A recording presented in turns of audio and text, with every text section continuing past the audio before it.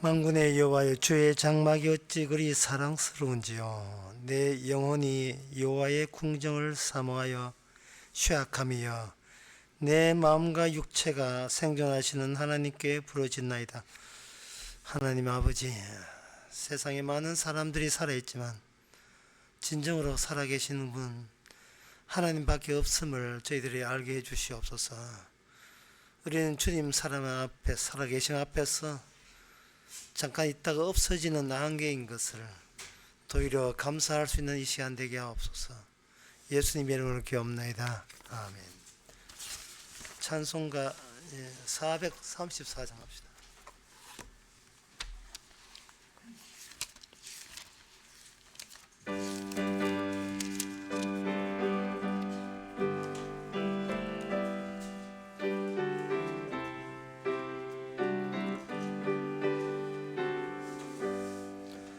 나의 갈 길 다가도록 예수 하시니 내 주 안에 있는 긍휼 어찌 의심하리요.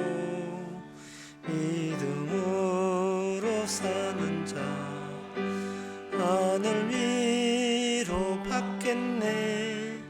무슨 일을 만나든지 만사형통하리라.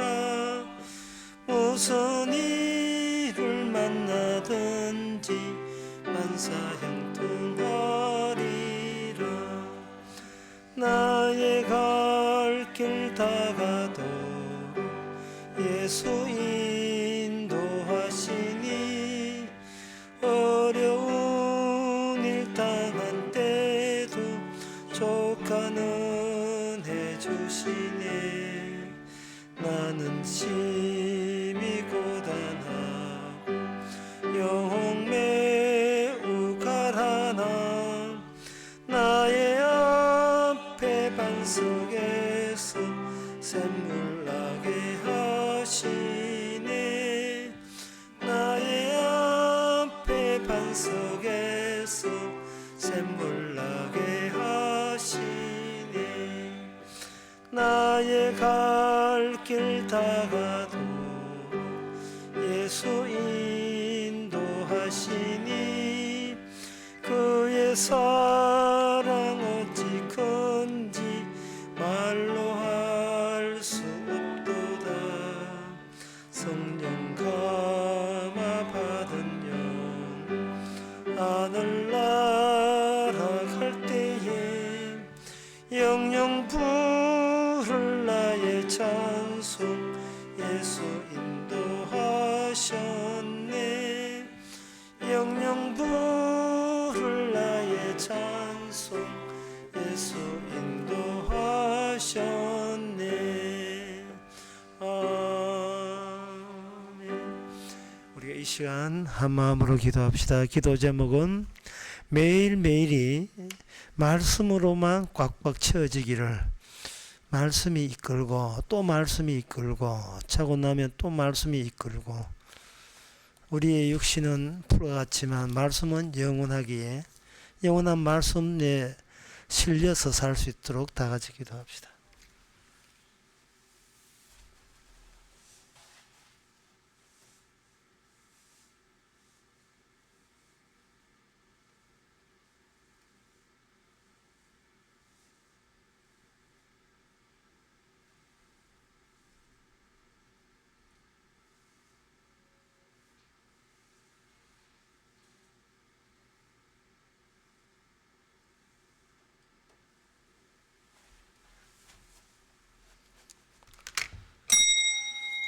하나님 아버지, 우리보다 말씀이 먼저 있었다는 것을 우리는 왜 그리 자주 잊어버리는지. 세상보다 말씀이 먼저 있었고 우주보다 말씀이 먼저 있었고 인간의 지혜와 인간의 책략보다 이 세상 모든 것이 주의 말씀이 먼저 있었음을 저희들이 날마다 느끼고 새겨가며 살게 하옵소서. 예수님의 이름으로 기도옵나이다. 아멘.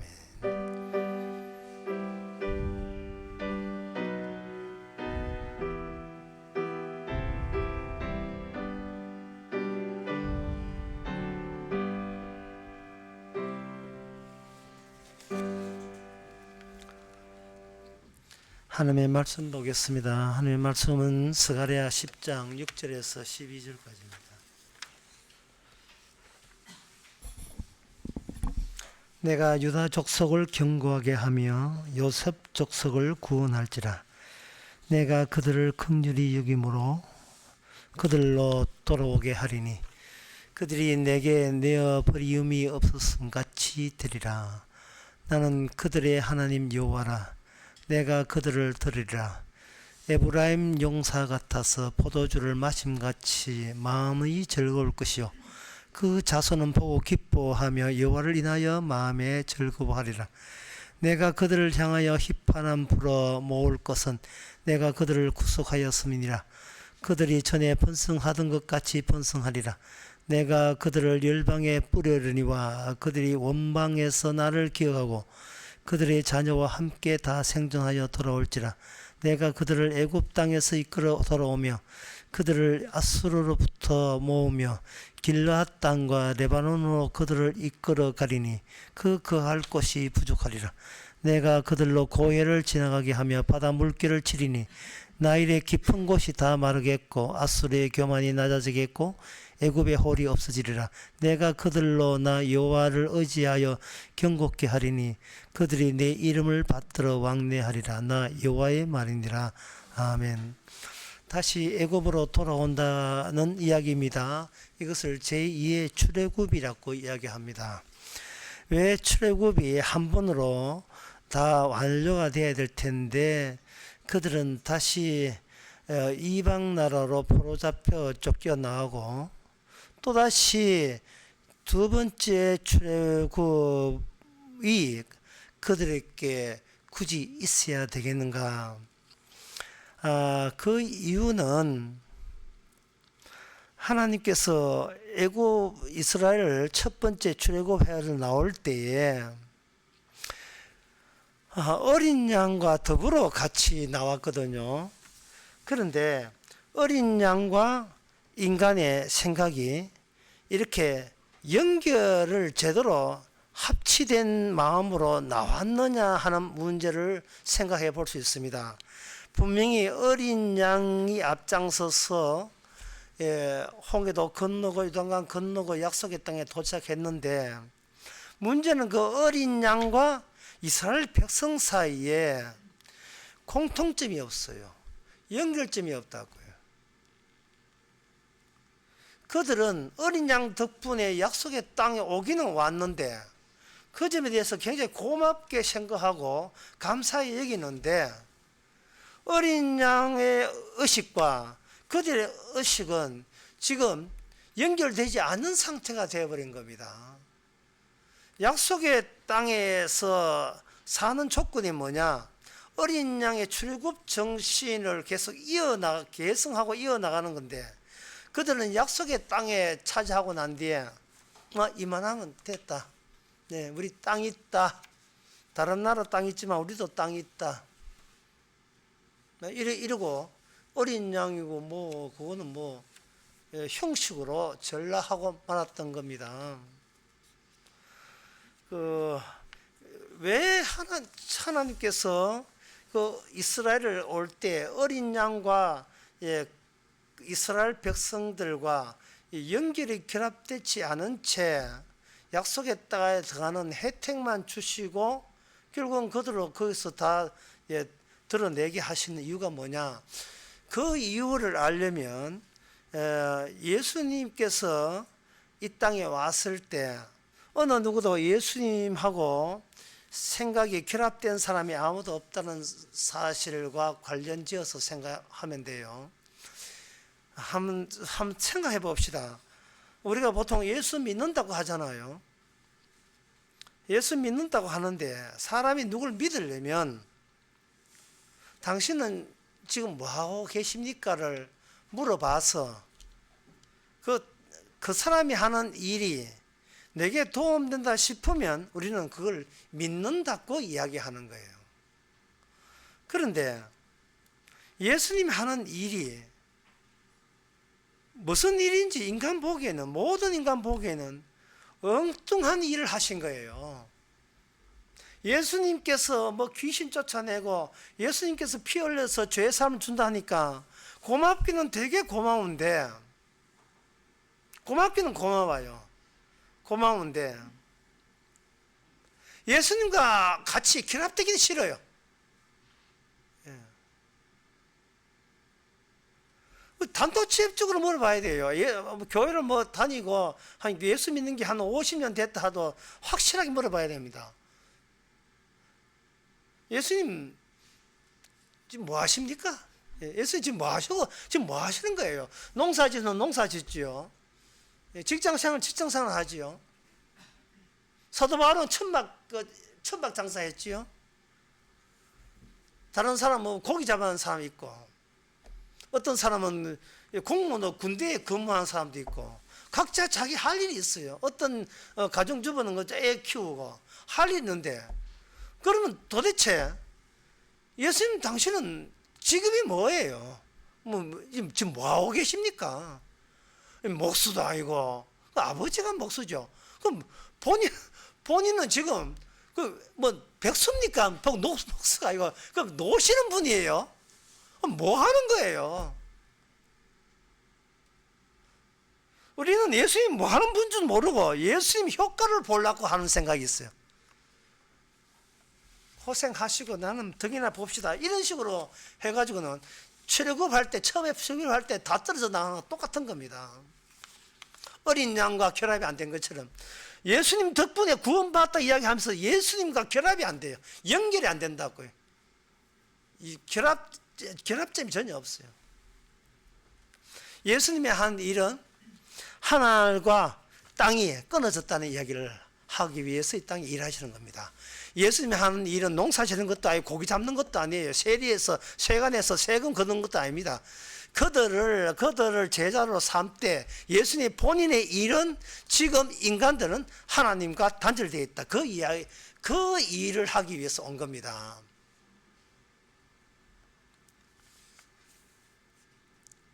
처음에 그 유대 민족들은 갈릴리를 어둠이라고 보고 자기들은 유다와 예루살렘은 빛의 세계라고 봤습니다. 그만한 이유가 있어요. 왜냐하면 갈릴리는 혼혈아들이고 유다와 예루살렘은 그나마 정통적인 아브라함의 자손들이 옹기종기 모여 살았기 때문에 하나님의 약속에 준해서 저들은 잡족이고 우리는 정통이다. 그게 그들은 어두움이고 우리는 빛이다 하는 거예요. 그 이사야 9장에 보면 그게 예언되어 있습니다. 어두움에 속한 곳에서 빛이 있을 것이다. 주님께서 어두움이라고 지칭되는 곳에서부터 시작해서 유다 예루살렘을 공략합니다. 너희들 보기에 갈릴리가 끊어졌잖아. 끊어졌지만 이사야 9장에 보면 그 어두운 끊어진 어두움에 이사야 9장 잠시 보면 이렇습니다. 옛적 고통하는 자의 흑암이 없으리로다. 옛적 여호와께서 스불론과 납달리 땅에 멸시받는 땅에 사망에 거느진 땅에 백성이 큰 빛을 보았다 이 되는 거예요. 그러니까 이건 뭐냐 하면 예수님의 시작점과 그 당시 유대인 민족의 시작점이 맞지를 않아서 예수님과 통하는 게 없는 거예요. 인간들은 시작점을 자기로부터 시작해요. 나 구원 받겠습니까? 나 천국 가겠습니까? 항상 시작점을 자기로부터 한다고요. 주님께서는 모든 인간이 생각을 자기로부터 시작한 걸 아시고 그게 그 생각 자체로 인해서 이미 하나님과 끊어졌다는 그 이야기하기 위해서 오신 거예요. 그래서 이 제2출애굽이지만 저는 제2출애굽을 보지 않습니다. 이중출애굽이에요. 이중출애굽 어떻게 되느냐 하면 예수님께서 먼저 어린 양이 오셔서 아버지께서 예수님을 이 어두움의 땅에서 빛의 나라로 건져주는 거 이게 출애굽이고 그렇게 출애굽이 되고 난 뒤에 다시 예수님께서 성령을 보내셔서 우리에게 와서 이 어두운 세상 예수님을 통해서 이미 어둡다는 것을 확정지어 놨기 때문에 어두운 세상에서 끄집어내서 하늘나라 올리는 거 이게 이중 출애굽이 돼야 돼요. 이중출애굽, 신약에 나오는 이중출애굽을 구약에 있는 수평선, 지평선의 관점에서, 평평한 관점에서 설명하면 뭐냐? 너희들이 약속의 땅에 왔다가 추방되어서 다시 돌아온다. 수평적인 동일성을 가지고 장차 메시아가 오는 수직적인 동일성을 설명해 주는 겁니다. 그게 이 스가랴 예언이에요. 상당히 여기에 복잡한 문제가 많이 있습니다만은 오늘 그 복잡한 문제를 놓칠 수는 없어요. 꼬깃꼬깃 챙기면서 한번 나가 봅시다. 수평적부터 먼저 이야기합니다. 수평적부터. 자, 수평적부터 시작할 때 하나님께서 그 아브라함 자손을 출애굽해서 약속의 땅에 들어갈 때 하나님께서 그들로 하여금 애굽에서 대기 상태에 놓이게 했습니다. 창세기 15장 13절에 보면, 창세기 15장 13절에 19절에 보면 아브라함에게 약속하기를 너희 후손이 4대 만에 나올 것이다. 4대가 될 때까지 너희는 너 자손을 괴롭게 할 것이고, 그렇게 4대 만에 나오는데 그 왜 4대, 3대째 안 하고 2대째 안 하고 왜 꼭 4대를 거쳐야 되는가? 그것이 창세기 15장 16절에 보면 내 자손이 4대 만에 땅으로 돌아오니 이는 아모리 족속의 죄악이 아직 관영치 아니함이라. 들어가야 될 약속의 땅의 죄가 심판받을 만큼 숙성되지 않았는 거예요. 죄가 무르익지를 않은 거예요. 죄가 무르익어야 너희들은 하나님과 끊어졌기 때문에 약속의 땅에 살 자격 없고 하나님과 이어진 백성이 대신 살아야 된다는 것이 정당성이 확보돼요.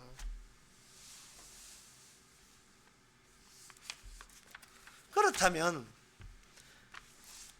이스라엘 백성들이 약속의 땅에 있다가 추방되었는데 다시 출애굽된다는 거예요. 출애굽되는 다시 돌아오는 그 연도가 역대하 36장 21절에 보면 그 연도가 나와 있어요. 그 기간이 나와 있어요.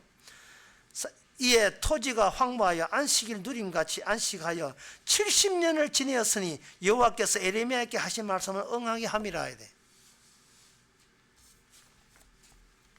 물론 에레미야 29장 10절에 보면 바벨론에 70년이 차면 내가 너에게 권고하여 내가 이 땅에 다시 돌아오게 해주겠다. 에레미야 29장 10절에 예언되어 있습니다. 여기서 중요한 것은 왜 50년도 아니고 60년도 아니고 왜 70년이 하는 거예요? 왜 꼭 70년을 지켜서 돌아와야 돼? 왜 그전으로 돌아오면 안 되는가? 그전으로.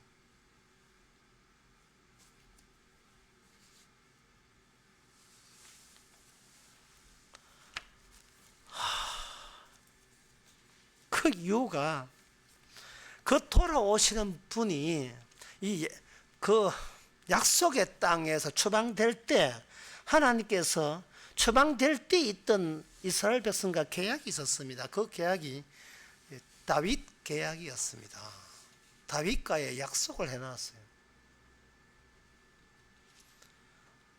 이제 다윗을 앞장세워서 다윗을 왕을 세워서 하나님께서 이스라엘을 이 땅에서 영원히 통치하겠다라고 계약을 했습니다. 그래서 다윗과 그 백성들이 율법대로 지키면 너희가 이 땅에서 영원하리라고 했습니다.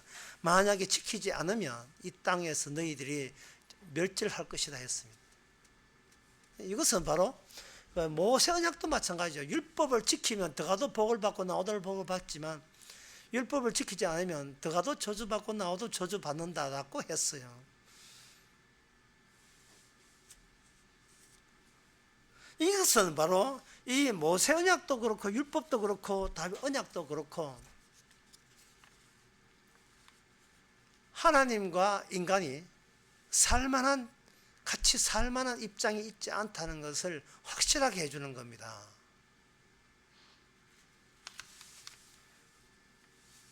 그러면 그들을 왜 영원히 쫓아내면 되지 왜 다시 또 출애굽해서 그 이방 나라에서 다시 들어오게 하는 이유가 뭐냐? 그게 70년에 그 내용이 들어 있습니다. 사무엘하 그 사무엘 보고 에스겔 37장에 보면 에스겔이 아주 이상한 예언을 한 게 있어요. 에스겔 37장 24절. 이 대목을 제가 수십 번 보면서도 볼 때마다 참 이상한 대목인데, 제가 읽어보면 내 종 다윗이 그들의 왕이 되리니 그들에게 한 목자가 있을 것이라 라고 되어 있어요. 이 너희 나라가 망하고 난 뒤에 하나님께서 조치가 내렸는데 그 조치가 뭐냐? 다윗 왕을 다시 그들의 왕을 내세운다는 조치를 내세웁니다. 이게 왜 이상하냐 하면 다윗은 이미 돌아가신 분이에요. 삼가 고인의 면목을 빕니다. 이미 돌아가신 분이에요. 왜 죽으셨던 그 다윗 왕을 다시 살려서 이스라엘의 왕이 되게 하느냐 이 말이죠. 그렇게 인물이 없는가? 왜 특혜를 주는가? 예? 다윗이라는 그 인물이 뭐기에 특혜를 주는가? 그것은 약속의 땅에 들어오면서 하나님이 생각한 하나님의 나라, 이스라엘 나라는 약속의 땅에 다윗 왕으로 체제를 갖추는 걸로 이미 다 찼어요. 다른 구조는 없습니다. 그게 구조의 정결이에요. 정결된 구조가 약속의 땅의 다윗 왕입니다. 이걸 인간들이 우상을 성경가 좀 망쳐버렸거든요. 하나님께서 한 고집하시는 거예요.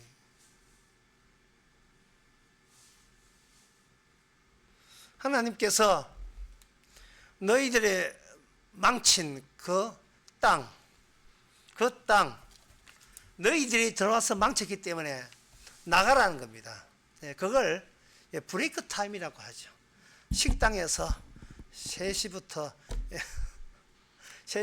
다시까지 나가주세요.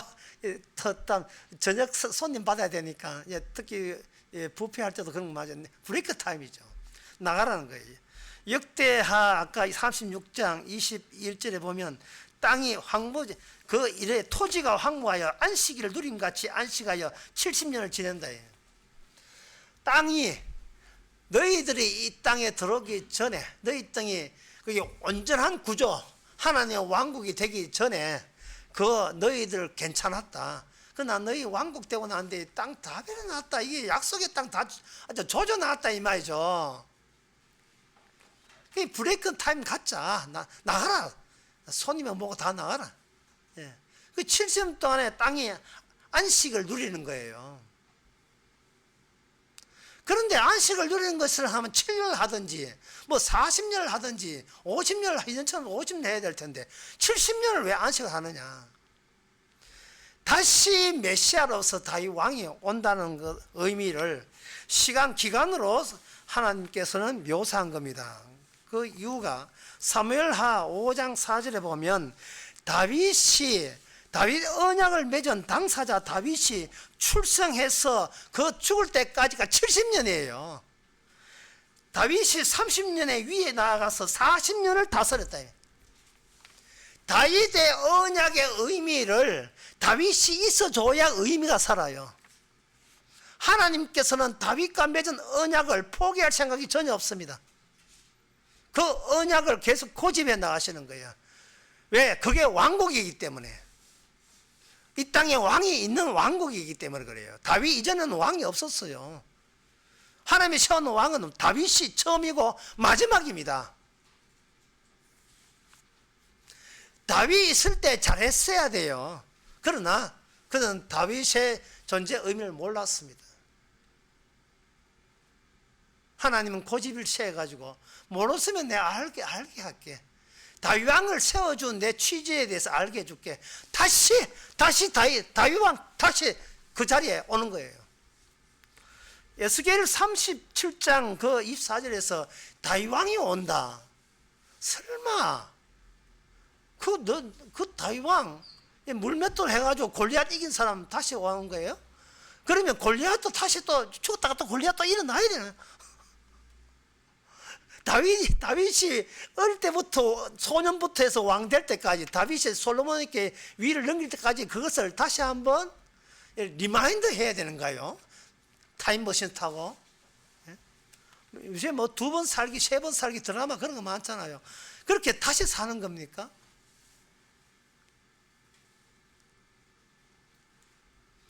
이 다윗 70년이 다니엘에서는 뭘 바뀌느냐? 71회로 바뀌어요. 71회로 바뀌면서 주님께서 이렇게 생각한 겁니다. 초반기 다윗은 수평적 역사 시간 속의 다윗이라면, 다시 올 다윗은 다윗인데, 다윗 혈통의 다윗 언약인데, 수직적으로 내려오시는 분이 옛날 수평적으로 다스렸던 그 다스림의 위를 그대로 이어받아서 수직적으로 아래 위로 통일시키는 영원히 고정된 이스라엘을 만드시는 계획을 하나님이 갖고 계셨던 겁니다. 그러면 그 쫓겨났던 이스라엘 사람들은 쫓겨난 이유를 알아야 돼요. 그들은 쫓겨난 이유가 다윗 언약을 위반해서 쫓겨난 거예요. 다윗 이후에 이스라엘이 멸망한 것은 다윗 언약, 다윗의 등불의 의미를 몰라서 쫓겨난 겁니다. 그게 아까 창세기에서는 죄가 무르익어 숙성될 때까지, 다시 말해서 너희들이 하나님 그 다윗 언약을 이해 못할 때까지 죄가 숙성되는 겁니다. 다윗 언약을 이해 못했다는 것을 신약에 와서 밝혀지는데, 그게 뭐냐? 다윗의 자손으로 오신 분을 이스라엘이 죽여버렸어요. 그보다 더 큰 죄는 없습니다. 죽인 이유는 간단해요. 지금 너희들이 빛의 자녀라고, 유대인은 구원받는다고, 너가 잘렸어, 너가 끊어졌어. 예수님이 하는 일은 인간은 하나님과 끊어졌다는 이야기를 계속하는 거예요. 끊어졌다는 이야기. 실제로 어느 대목에서 끊어졌는지 우리가 확인해 볼 필요가 있습니다. 에베소서 5장 2절에요. 그리스도께서 너희를 사랑하시는 것 같이 너희도 사랑 가운데 행하라. 그는 우리를 위하여 자신을 버리사 향기로운 제물과 생축으로 하나님께 드리셨느니라 되어 있어요. 중요한 대목을 다시 읽으면 향기로운 제물과 생축으로, 제물로서 생축으로서 하나님께 드렸다 이 되어 있어요. 예수님이 참 훌륭한 일을 하셨지요. 왜냐? 전적으로 아버지께 다 바쳤으니까요. 문제는 여기 있습니다. 예수님은 훌륭하고 착하고 좋은 분이라서 자기 몸을 다 드렸는데, 우리는 우리 것을 하나님이라도 드릴 마음이 전혀 없습니다. 이래 보면 하나님, 예수님과 우리 사이에 어린 양과 이스라엘이 끊어진 것처럼 이거는 연결고리가 없어요. 예수님이 훌륭하게 뭐합니까? 우리가 예수님 가는데 못 따라가는데요. 따라가려면 뭐 붙드는 게 있어야 할 텐데. 주님은 훌륭하시죠. 하나님께 다 바쳤으니까. 우리는 하나님께 바칠 마음 없어요. 아주 애가 이제 6학년밖에 안 되는데 뭘 바쳐요? 아직까지 이 살 재미도 남아있는데. 아이고 훌륭하십니다. 예수님 존경합니다. 그러면 그게 예수님과 같이 갈 때 따라갈 수 있는 연결점이 됩니까 그게? 예? 아이고 사랑합니다. 존경합니다. 아이고 대단하십니다. 박수 쳐주면 돼요. 어림도 없는 소리죠. 베드로가 감을 잡았어요. 감을 잡고 에이 모르겠다, 나도 바치자 해서 베드로가 자기 목숨을 예수님께 바친다고 제안을 했습니다. 주님께서 거부했습니다. 이 말은 뭔 뜻이냐면, 우리의 목숨조차도 예수님 가는 그 나라에 따라갈 수가 없다 이 말이에요. 연결점이 없어요. 연결점이. 신학하면 뭐합니까? 성경 벽다하면 뭐합니까? 연결점이 없는데요. 우리는 땅 꿍꿍이 속을 갖고 있는데 주님이 이용해물 생각하지. 같이 갈 수가 없어요. 같이 갈 수가 없어요.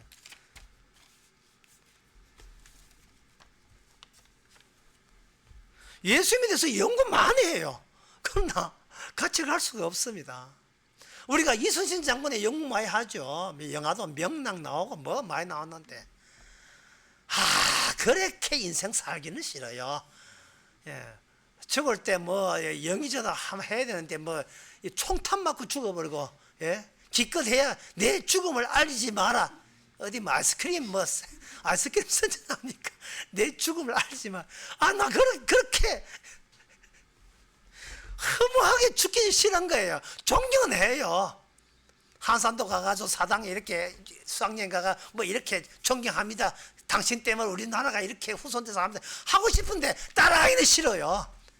긴 칼, 그 칼도 싫어요. 긴 팔 여기 차기도 싫어요. 사도행전 1장에 제자들이 묻습니다. 예수님, 이스라엘 회복하면 언제입니까? 예수님께서 네가 알아서 뭐 할래? 안 가르쳐줘. 다시 말해서 너희들은 몰라야 된다는 거예요. 너희들이 몰라야 된다는 거예요. 왜 몰라야 되는가? 핵심입니다. 주님께서는 모든 인간의 시작점이 자기 존재로부터 시작하거든요. 시작과 끝이 안 맞아요. 시작과 끝이 안 맞으면 따라 붙일 수가 없습니다.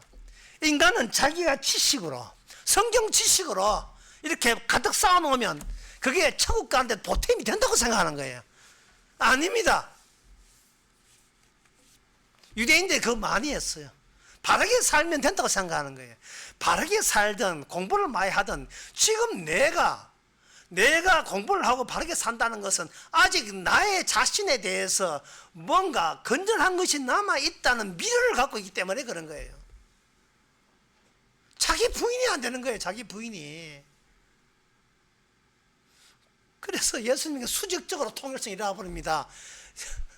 하늘로 올라가요. 구름 타고. 여기에 제자들의 반응은 간단했어요. 다시 말해서 뭡니까? 또 헤어집니까? 두 번째 출애굽이에요. 예수님이 먼저 출애굽을 먼저 하는 거예요. 전에 어린 양 따라서 나왔잖아요. 이제는 주님 따라 하늘을 못 올라갑니다. 예? 평소에 몸무게 좀 빼지. 몸무게 빼도 안 돼요, 지금. 주님은 홀로 출애굽하고 있어요. 지금 이 더러운 땅에서 홀로 빠져나오고 있어요. 제자들은 뭐 이러고 있어요. 뭐 다른 아무런 대책이 없어요. 베드로, 네 한번 대책해봐라. 무슨 베드로 무슨 대책이 있습니까? 내 목숨도 안 받는다는데. 여기에 천사 둘이 알려줍니다. 뭐 왜 쳐다보느냐? 왜 자꾸 여기서 헤어지는 것을 쳐다보느냐? 주님의 계획은 두 번째 출애굽이 있어요. 왜? 스가랴에 예언되어 있으니까. 구약 역사 자체가 맞는 것은 출애굽은 한 번이 아니고 두 번이라는 거예요. 어린 양이 먼저 출애굽되고 그 다음에 어린 양에 붙을 백성이 출애굽되는 거예요. 이중 출애굽을 주께서 생각한 겁니다. 왜? 그냥 가면 인간은 자기 생각이 있기 때문에 같이 들어붙어 갈 수가 없어요. 그래서 마태복음 1장에서 뭐냐면 예수님의 오심을 붙지 않는 걸 들어붙게 해서 임마누엘, 하나님이 우리와 함께 있는 방식을 하나님이 채택하신 거예요. 두 번째 들어가는 방안을 끄집어낸 겁니다. 천사가 와서 왜 쳐다보느냐? 주께서 올라가신 대로 다시 온다. 여기서 백성들은 제자들 알아야 돼요. 지금 왜 데려가지 않고 왜 다시 떠나고 난 뒤에 다시 와야 되는가? 지금 상태로서는 천국에 갈 수가 없습니다. 공부하고 성경 공부한다고 그건 받는 게 아니에요. 그런 식으로 갈 수가 없어요. 시작점이 나기 때문에 안 되는 거예요. 이 시작점 나를 어떻게든 파내야 되는 겁니다. 여행하고 출애굽하고 차이점이 뭐냐면, 여행은 자기가 떠난 곳을 알고 그리고 갈 곳도 알고 가다가 다시 올 곳을 아는 게 여행 스케줄이에요. 그러나 출애굽은 떠난 곳이 언제 모르고요, 갈 곳도 몰라요. 그냥 출애굽은 어린 양이 가는 대로 그냥 갈 뿐이었습니다. 요엘 2장 13절에 보면, 이미 이스라엘 나라가 망하고 난 뒤에 선지자를 통해서 계속해서 준비하라는 그 시그널을 계속 보내왔었어요. 요엘 2장 13절에 이런 말씀이 있습니다. 너희 옷을 찢지 말고 마음을 찢어라. 자, 이게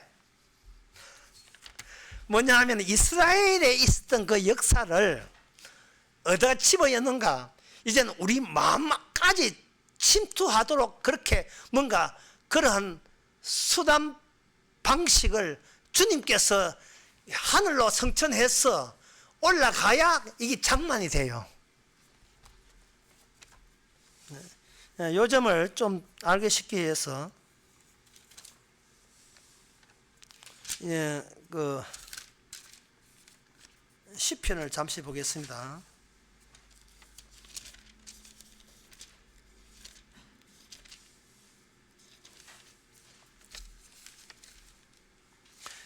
시편 137편에 보면, 우리가 바벨론의 여러 강변에 앉아서 시온을 기억하며 울었도다.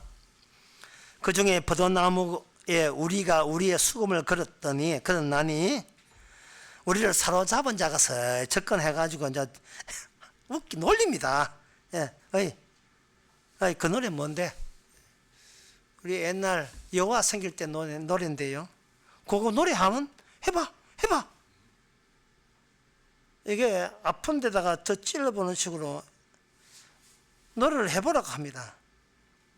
하니까 4절, 우리가 이방 나라에서 어찌 여호와의 노래를 부를고 예루살렘아 너를 잊을진데 내 오른손에 그 계주를 잊지 못하도다. 내가 예루살렘을 기억지 아니하거나 내가 제일 저런보다 지나치지 아니할진데 라고 해서 내 혀가 입 천장에 붙었다. 그래서 뭘 그리워한자, 다시 예루살렘에서 그 해봤던 날, 깨지는 그 날을 생각하게 되면 너무 가슴 아프다는 거예요. 이게 뭐냐 하면은, 죄가 무르익어서 쫓겨나면서 뭐를 준비하느냐 하면, 다시 돌아올 마음 준비는 우리 마음 안에 아픔이 있어줘야 된다는 거예요. 아픔이. 사람이 제일 불쌍한 게 떠돌이에요.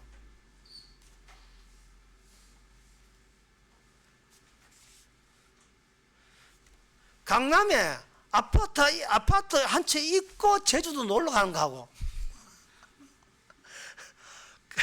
갈 것도 없이 제주도 몽돌 해변에 가는 거하고 이건 완전히 달라요. 지금 사법고시 없지만 사법고시 합격해서 곧 사법연수원에 들어가서 검사나 변호사나 판사가 되는 자기 영원한 안정된 직장이 보장되고 난 뒤에 뭐 성산포 가가지고 야호할 수 있어요. 근데 방금 직장 잘려가지고 아는 둘이고 아는 돈 쓰는데 아내는 아프지, 자기도 몸도 아프지, 돈 벌 데 없지. 성산포 가면 그때 바다에 죽고 싶어요. 안정성, 갈 곳이 없는 거, 이 기가 막힐 짓이거든요. 약속의 땅은 이스라엘이 자기 고향이에요. 근데 고향이 하나님이 처방시켜버렸습니다. 그러니까 이거는 남은 나라에 정도로 노예 생활, 난민 생활을 할 수밖에 없지요. 얼마나 가슴이 아프겠어요. 그런데 시편 126편을 한번 보게 되면, 여호와께서 시온의 포로를 돌리실 때에 우리가 꿈꾸는 것 같도다. 그때 우리 입에는 웃음이 가득하고 우리 혀에는 찬양이 찼었도다. 열방에게 말하기를, 열방에게 자랑하는 거예요. 우리 하나님이 봐, 우리 하나님이 해냈잖아, 봐. 우리를 다시 고향으로 돌려보내잖아. 봐, 이래도 안 살아있어. 여호와 살아있는 거야 하는 거예요. 여호와께서 우리를 내 대상에 행하셨으니 기쁘도다. 여호와여 우리의 포를 남방신에 돌리소서. 그 다음에 유명한 기절, 눈물을 흘리며 씨를 뿌린 자는 기쁨으로 거두리로다. 눈물이 없는 자는 기쁨이 없어요. 바로 요엘 2장에서 이야기하는 것은 네 마음을 찢어라. 마음을 찢어버리면 다시 다윗 왕을 줄 때 다윗 왕이 그냥 오시는 것이 아니고 십자가의 죽음으로써 어떤 인간도 하늘나라를 고향 삼을 인간은 아무도 없다는 걸 분명히 한 거예요.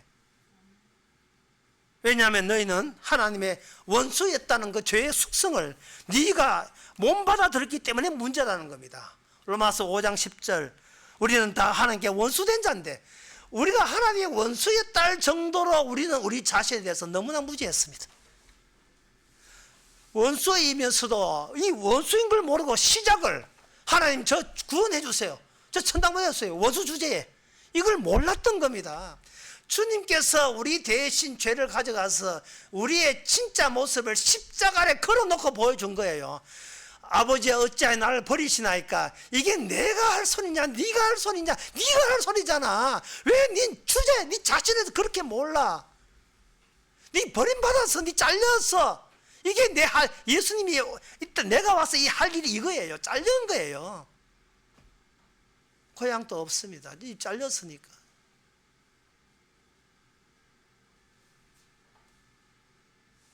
그러면 이제 어떻게 해요? 주님께서 출애굽할 때 시작을 하늘나라로부터 시작해서 끝을 하늘나라로 돌렸습니다. 주님은 출애굽에 오는 것과 가는 것을 알아요. 수직적입니다. 인간은 수직적으로 자기의 원래 자리가 뭔지를 인간은 아무도 가르쳐 준 적 없어요. 마귀는 자꾸 거짓말 했지요. 네가 시작이야. 네가 시작이고 인간 죽으면 아무것도 아니야. 시작은 네가 했으니까 시작된 너를 네가 지켜야지. 맨날 마귀가 우리에게 그걸 가르쳤어요.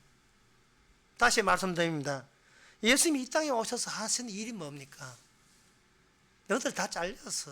너가 다 하나님께 버림받았어. 지금 그 이야기 일을 하시는 거예요. 고기 잡고 뭐 농사 짓는 일을 하신 분의 목수 아닙니다. 하나님의 일, 아버지의 일을 우리에게 알려준 거예요. 우리는 자신의 일에 미쳐 있고요. 우리 자신의 일은 뭐냐? 이왕 태어난 거 시작점이 나니까 성공을 한번 마감해 보세요. 이게 우리 일이에요. 그러나 성경은 우리가 하나님의 원수된 자예요. 처음으로 우리의 시작점을 이야기해 줍니다. 너는 바로 죄를 져서 원수였었어.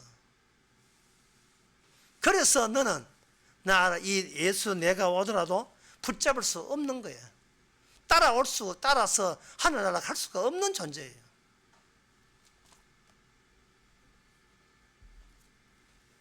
자, 그러면 그 다음에 좋지. 제2출애굽은 뭐 어떻게 되는가? 사도행전 1장에서 그렇게 해놓고 120명에게 기도할 때에 여기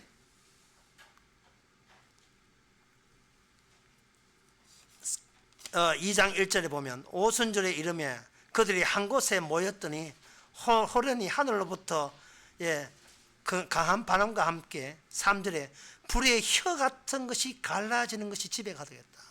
불의 혀예요. 참 이것도 아주 신비로워요. 왜? 불은 무엇이냐? 불입니다. 불은 불이죠. 각자 머리 위에 불이 왔어요. 그들 중에 아무도 이게 성령이라는 것을 아는 사람은 아무도 없습니다. 불이 왔는데 불이 왜 와야 되는가? 일단 태워요. 일단 불의 심판을 받게 합니다. 먼저 매를 먼저 맞게 하는 거예요. 심판을 받게 하는 거예요. 그러면 뭘 심판하는가? 나는 시작점입니다. 내가 기도해서 응답받았어요. 내가 헌금해서 복받았어요. 이 시작점을 심판해 버리는 거예요. 시작점을 너로부터 해서 예수 그리스도로 바꾸어라 이 말이죠. 시작점을. 그래야 임마누엘이 돼요. 그런데 우리가 임마누엘 못 되는 이유는 나를 안 버리고 예수님을 영구하려고 하니까 이게 임마누엘이 안 되는 겁니다. 예수 10년 믿었다, 복음 20년 했다. 근데 하나님이 내한테 해준 건 뭐가 있습니까? 이런 식으로. 목만 쉬었지 뭐. 목이 갑자기 목 감기 해가지고 기도 많이 해서 되는 건 아니에요. 불이 올 때 이게 불인 줄 몰라, 그저 이 성령인 줄 몰랐어요. 그냥 불로 온 거예요. 서로 보러, 당신 불. 똑같은 입장. 학덕이나 성격이나 인품이나 관계없이 전부 다 심판받아야 될 그런 인간들이에요. 그런데 그 불이 태우지를 않고, 불이 뭐냐? 그 다음부터는 이게 사람의 입을 열어서 예수님에 대한 복음, 십자가와 부활에 대해서 이야기하시자는 거예요. 그러니까 이 뭐냐면 시작점이 나 예수 믿고 천당 간다, 나 예수 믿고 잘 됐다. 시작점이 나라부터 시작한 것이 십자가부터 시작하게 하신 거예요. 십자가부터. 그게 마태복음 1장에 보면 이렇게 되어 있습니다. 예수라 이름을 1장 21절에 예수 이름을 예수로 하라. 이는 자기 백성을 그 다음에 저의 죄에서 구원할 자라. 죄에서 구원할 자.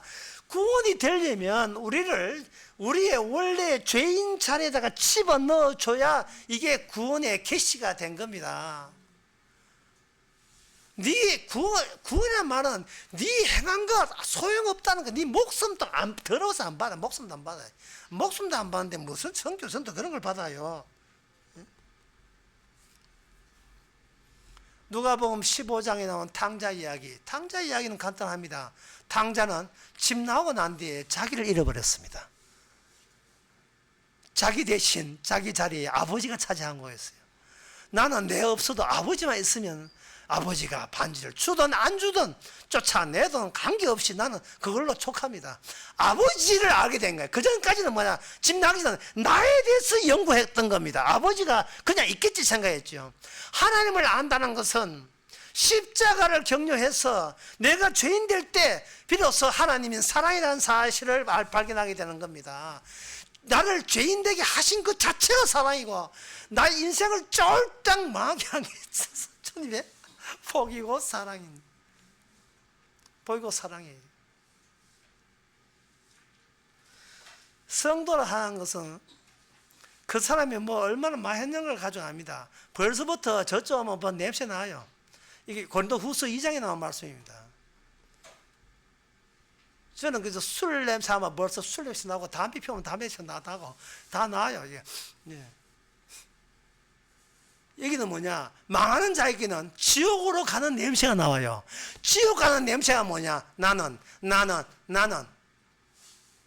그런데 구원받는 사람은 복음의 냄새가 나와요. 주님은 우리를 막아놓고 살렸다. 우리를 막아놓고 살렸다.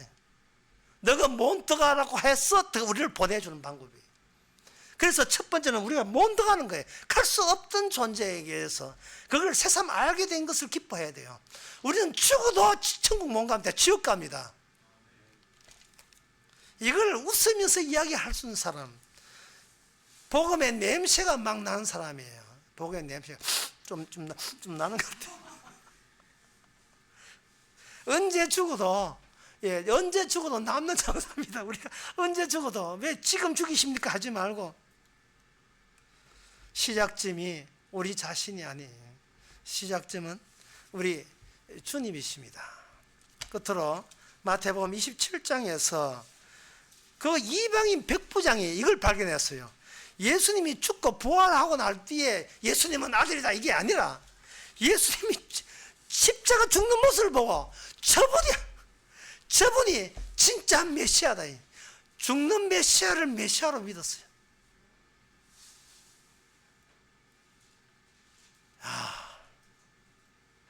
왜? 내 대신 죽으시니까. 내 대신. 정작 죽어야 되는 것은 예수님 죽는 걸 보고 아니야 내가 죽어야 돼라고 백부장은 생각한 겁니다. 내가 죽어야 돼. 왜 주님이 죽으십니까? 주님이 생축이고 주님이 재물이 되시거든요. 이제는 그 마음이 우리 새 언약, 다윗 언약, 새 언약에 의해서 우리 마음속까지 들어온다는 것이 히브리서 10장 16절에서 17절에 나옵니다. 주께서 그날 이후에 내를 세운 언약은 이 언약이니 내 법을 너의 마음속에다가 기록한다. 그러니까 우리는 마음을 찢어야 되죠. 찢어서 내가 주인공이 아니라 그 들어온 하나님의 예수님의 다 이루심이 우리 들어오기 바랍니다. 그렇게 되게 되면 다시는 죄를 위해서 제사 드릴 게 없다는 겁니다. 우리 쪽에서 할 게 없고 남아있는 것은 우리 속에 주께서 분란을 일으키든 뭐 어떻게 대치든 매어치든 주께서 하는 일만 여러분들이 우리 안에 늘 구경하시면서 어떤 일에도 주께 감사하는 저와 여러분 되시기 바랍니다. 기도하겠습니다. 하나님 아버지, 저희들 시작점이 잘못 잡혔습니다. 이렇게 열심히 했는데 주께서 뭘 해주시겠습니까? 그것이 잘못되었습니다. 주여, 우리는 버림받아야 마땅함을, 그게 우리의 시작점이 되게 해주시고 거기서 우리 대신 흘려준 그 예수님의 피가 피보다 더 귀한 복이 없음을 깨닫는 저희들 되게 하옵소서. 예수님의 이름으로 기도합나이다. 아멘. 찬송가 401장 합시다.